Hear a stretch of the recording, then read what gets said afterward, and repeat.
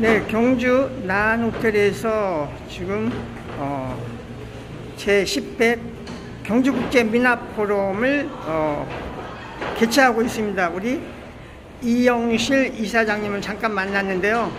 이번 이 큰 행사에 대해서 한 말씀 해주시죠. 네, 평소 존경하는 우리 김달진 관장님, 이 먼 아름다운 경주까지 와주셔서 너무 감사합니다. 우리 경주국제미나포럼은 올해 10주년을 맞았습니다. 그동안 10여 년 전부터 저희들은 미나의 대중화와 또 세계화를 위해서 학자들과 작가들이 모여서 열심히 노력해 왔습니다. 특히 이번 10주년을 맞아서는 그동안 저희들이 작업해오던 이 민화를 어떻게 하면 더욱더 세계적으로 아름다움을 보여줄 수 있을까에 대해서 고민해 보았습니다. 그리고 또 현대민화, 창작민화, 그리고 또 전통민화를 같이 전시하는 전시를 기획했고요. 또 우리 민화의 미래를 위해서 어린이 민화 전시를 이번에 또 기획하게 되었습니다. 많은 어린이들이 한 200여 명의 어린이들이 옹모해 주어서 너무 아름다운 민화를 이번에 아이들이 내어주어서 정말 기쁩니다. 우리 경주국제미나포럼에 앞으로도 더 관심 가져주시길 바라며 관장님께서도 꼭 우리 포럼 때 오셔주시면 감사하겠습니다. 네, 어제 오늘 1박 2일 제가 참석을 했는데요. 여기 강연자들도 9명 네. 좋은 분들을 모셔가지고 정말 미나를 넘어서 K아트로서 세계 진출에 대한 어떤 학술의 장으로서 큰 역할을 해주셔서 감사하고요. 우리 이영실 이사장님 수고 많이 하셨습니다. 감사합니다. 그리고 저도 작업 열심히 하고 있으니까 작품에도 관심 가져주셔요. 네, 감사합니다.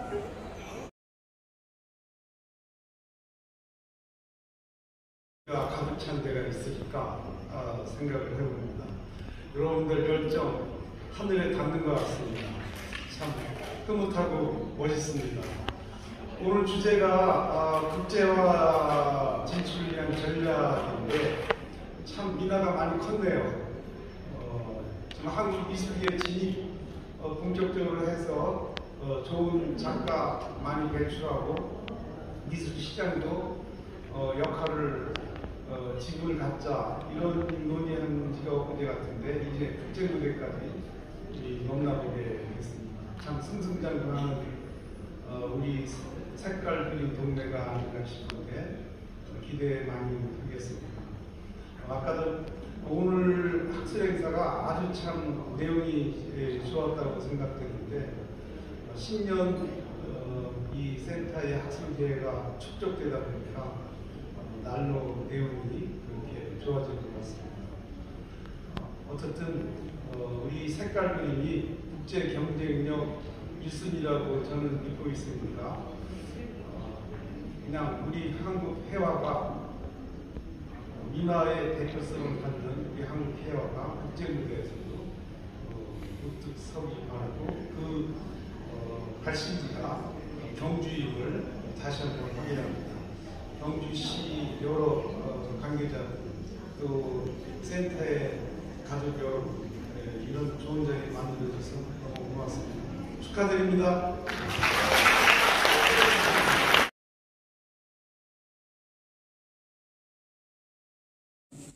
조금 소개드릴까. 제 글은 자세한 내용은 지금 갖고 계신 이 자료집에 모두에 수록되어 있으니까 그 내용으로 대체하는 것을 하겠습니다. 시간이 없기 때문에.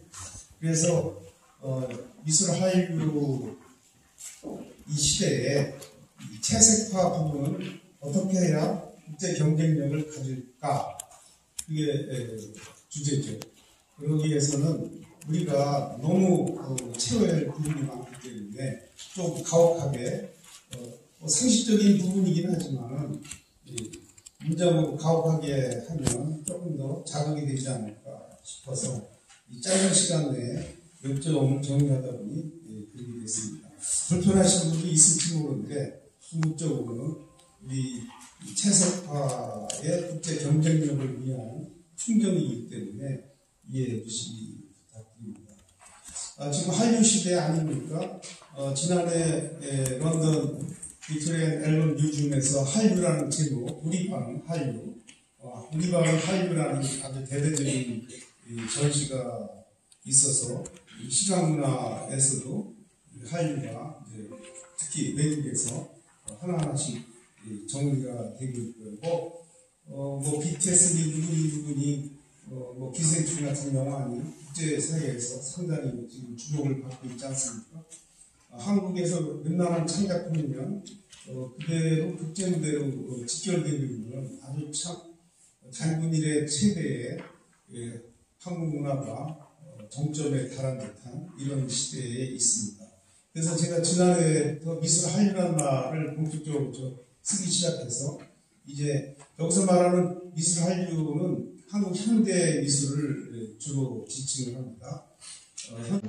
경주에서 다행히 이렇게 한 10년 동안을 도와주셨기 때문에 정말 한국 문화 발전에 크게 기여했던 역할을 했다고 봅니다. 저는 오늘 현대미나 공모전을 통해 본 현대미나의 세계화, 오늘 그 주제가 한국미나가 세계로 나아가기 위한 기준을 제시하라, 이런 얘기였었습니다. 또 조금 전에 이준봉 관장님이 좋은 얘기 많이 해주셨고 역시 공감합니다. 모든 그 문화가 발전할 수 있는 용기, 힘을 주었다고 생각을 하고 있습니다. 저는 그 민화박물관, 그야말로 전통 민화, 그러니까 뭐 문화재로 분리할 수 있는 현대 민화와 전통 민화의 차이점이란 이게 지적을 해야 될 만큼 중요한 그런 전통 민화만을 모아서 박물관을 시작한 게 한 20년이 넘었네요. 그런데 중간에 무슨 일이 있었느냐는 민화라는 게 상당한 그 시대적인 시대성 또는 시대 문화적인 어떤 배경을 가지고 탄생하고 이어져 내려왔던 것이죠. 그래서 전통 민화를 전시하는 박물관인으로서 그렇다면 21세기의 한국 민화는 어떤 게 한국 민화일까? 라는 의문을 갖게 됐었고, 다행히 반짝이다가 또 이제 사그러드는 거 아니냐 하는 이제 걱정이 이제 깔려 있는 겁니다. 근데 사실 뭐 제가 뭐 천공도수도 아니고 그거를 뭐 예언할 수는 없지만은 이제 분명한 사실은 있습니다. 그거는 우리가 지금 이 자리에 이렇게 모인 것처럼 계속 고민하고 새롭게 변해가면은 민화는 이제 얼마든지 지금의 열기를 더욱더 이렇게 진작시킬 수 있다라는 그런 사실입니다. 이번 그 세미나의 주제가 민화를 이제 세계화한 거에 대한 각각의 이제 어떤 아이디어를 제시하는 건데, 저는 이제 우리 민화의 어떤 그 역사를 통해서 그 민화의 앞으로 나아갈 방향, 또 과거를 통해서 미래를 이렇게 내다보는 그런 방향으로 하겠습니다. 요새 이제 우리 한국 문화 중에서 아마 그 뜨거운 열기를 내뿜는 게 민화하고 이제 트롯입니다. 그래서 서로 그 비슷한 점이 있습니다.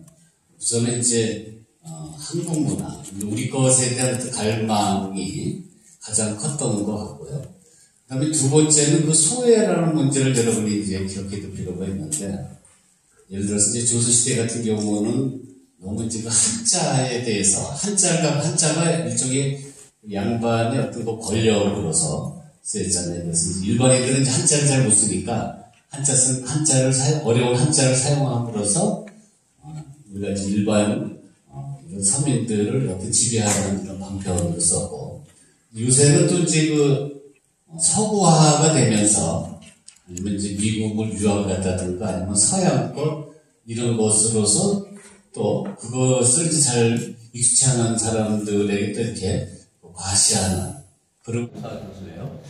근데 이 사람은 사실 어떻게 본다면 우리 월감이라는 이게 사기업이 지나지 않습니다. 그런 그 사기업이 말라가 시를 상대로 저렇게 시가 주체라는 시청에 초청을 해갖고 이렇게 한다는 거. 그리고 국민대학 말라가 대학에서 우리 월감민화를 보고 이렇게 한다는 게 되게 어려운 일이죠. 근데 이런 것을 성사시킨 주역이 바로 이 노사 교수라는 거예요. 어떤 노력을 펼쳤는지 모르지만 좌우장 성사가 된 거예요. 제가 한 노력은 많지 않습니다. 저는 나중에 결정이 된 다음에 원래는 이게 그 코로나 팬데믹 전에 그 한 스페이스 70주년으로 2020년도에 열게 되어 있던 게 연기가 된 거였어요. 근데 저는 그래서 2019년도에 제가 겨울에 직접 그 스페인에 건너가서 말라가에 건너가서 시청 담당자와 그 이제 MOU에 양해하고 도장을 찍고 이거밖에 안 했어요. 그 노력은 모두 노사교수가 한 겁니다. 정말 대단한 사람이라고 생각이 돼요. 이 사람은 그게 여기 잠깐 어떻게 참고 사진을 보면요, 이게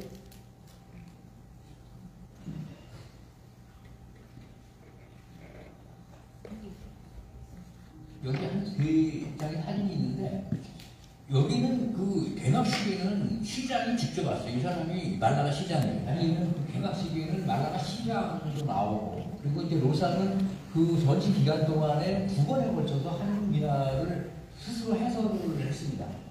굉장히 많은 그 청중들한테, 물론 그 내용은 제가 알아들을 수는 없었어요. 그런데 너무너무 열심히 설명을 하니까. 근데 이제 그곳은 계약돼 있던 것도 아니고 무슨 보수를 한 것도 아닌데 본인이 2번이나 시간을 내서 그렇게 한국 민화 해설하는데 그 열정이 정말 놀랐습니다. 이러한 그 민화 디아스포라의 존재, 그래서 이러한 사람들에 대한 관심이 필요하지 않을까 생각했어요. 그러니까 제가 볼 때는 이건 하나의 케이스고, 실제로 이러한 어디선가 저도 이런 계기가 없었으면 이 사람의 존재를 깜짝 몰랐을 거예요. 소개해 주신 것처럼 홍익대학교에서 한국 근현대 미술을 전공을 했습니다. 석박사에서. 그럼에도 불구하고 제가 90년대 초반에 석사를 할 때 제 바로 한위 선배님이 민화 금강산도를 가지고 석사 논문을 쓰고자 하셨었는데 새 학기를 두락당하셨어요. 민화는 미술사에서 다룰 주제가 못 된다 라는 지도 교수님의 약간 편견 아닌 편견으로 인해서 굉장히 조사를 많이 하고 그 다음에 그 왕실 화가들이 민간에서 아주 소위 잘 그린 민화 그림이었음에도 불구하고 민화는 미술사의 대상이 못 된다는 편견 때문에 새 학기를 심사 과정에서 고충을 받으시고 통과를 못하고 결국은 저보다 늦게 졸업하시는 어떤 과정을 봤던 사람입니다. 그 이후에 지금 한 30년이 지났는데요. 작년인가요? 올 초인가요? 국립현대미술관에서 채색화 전시가 개최되었죠.